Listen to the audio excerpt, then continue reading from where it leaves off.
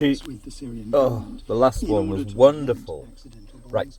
And what happened We was that are the bombs set up. became more accurate. We But have that to. suggests that shame just wasn't working in Right. this case, doesn't it? The problem with these programs, though, The UN that persuaded the hospitals to share their coordinates. I never heard that. this is a good Syrian one. and Russian bombers were And the key to life is as long as you're ready at 9 I a.m. actually opened Monday. the book, Righting Wrongs, with this example Why am I doing from that? Idlib, the province in northwestern Syria, which was All the is well. only province still held by the armed opposition until just They're recently. talking And, about on the question of shame, I mean, I focus on Assad, this because if anybody about was beyond Pinochet, shame, about Assad. da-da-da-da, He's still da-da-da. alive, he's still covered up his What atrocities. about the thousands of people left in British prisons on indeterminate sentences for many years, despite them being ruled unlawful by the British Parliament, and prior to that, a few years ago, earlier, the European Court of Human Rights? You know, and all of the women, not just hospitals, but also marketplaces, schools, I never buildings. identified, And it took 2 to 3. but I'm not going to identify. But here's me turned up somewhere 9 months ago, was it? 6 months ago?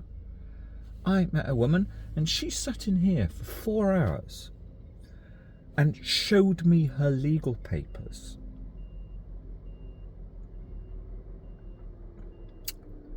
And they were out of a court in this region. I've never seen anything like it. I've never seen anything that Kafkaesque, tyrannical, truly tragic. A judge making all sorts of, in a final judgment, all sorts of serious intimations about her psychological situation when she'd never been assessed by anybody properly. Basically, it was on the evidence, it's not evidence, of a fat social worker who this woman had only met briefly. And that stopped. That basically gave license to a probably really quite dodgy bloke to basically not let her see her 3-year-old more than 2 or 3 times in the last year. But then it even gets worse. The judgment is that she will go through a contact centre seeing her kid. And this woman was, you can tell by people's faces, neither drank or did drugs. But the system, the social workers, or they're probably privatised now. There's probably a little private department that's there to arrange the order of the fucking judge. They hadn't done it. They wouldn't answer her emails. This poor woman hadn't seen her 3-year-old, had seen her 3-year-old like a couple of hours in the last year. Her heart was totally, more than broken, chewed up by the fucking British system, worse than anything Assad could do. You see, that's what, above all, I've seen into this country the last 20 years, because I monitor what the public conversation is. It's so easy to talk about evil Mr. Assad, educated in Britain. It's so easy to talk about Pinochet, Maggie's mate. They do not talk about the tyranny at home. Now, I couldn't give a shit about this island. Well, I could only give half a shit because my daughter's half an islander, DNA speaking. But it's extraordinary. It's beyond Animal Farm. It is.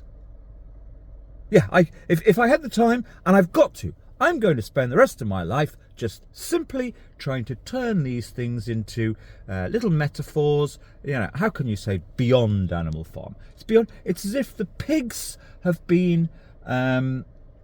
Let's think of something quickly.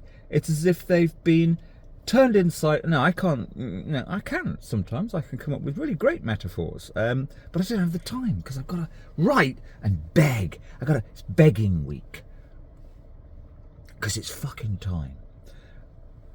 on the environment, even though an email went out 2 weeks ago, just shows quite simply the two things of healthy psychological futures for children, no matter what's going on in the family or with the fat blue hairs who are evil, and that's especially the blokes.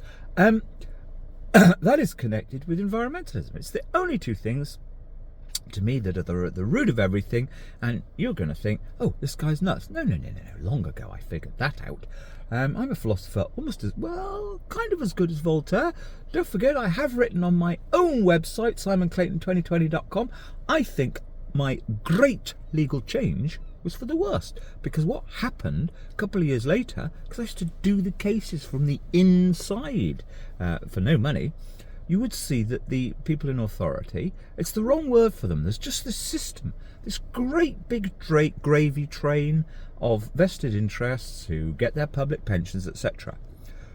They seem their skins got thicker, because after I came along, I was explaining to just brilliant people yesterday, Charlie Gard would not have been named in the press if it wasn't for my change of culture. Was it 10 years earlier? You would have had in the press, and a lot of people did care about this Charlie Gard thing. I'm not expressing an opinion about that, but the press was allowed to show a picture of Charlie Gard and her mother. If it wasn't for me, even the mother couldn't have gone on television. Mrs. Gard, whoever she was, I think they were separated. Mum wanted to take little Charlie on his life support machine to Italy. I think it was Italy, or it may have been America. And the judge said, no, you can't. We're going to pull the plug here. Now, blah, blah, blah. I think the parents disagreed on it, actually. I can't remember.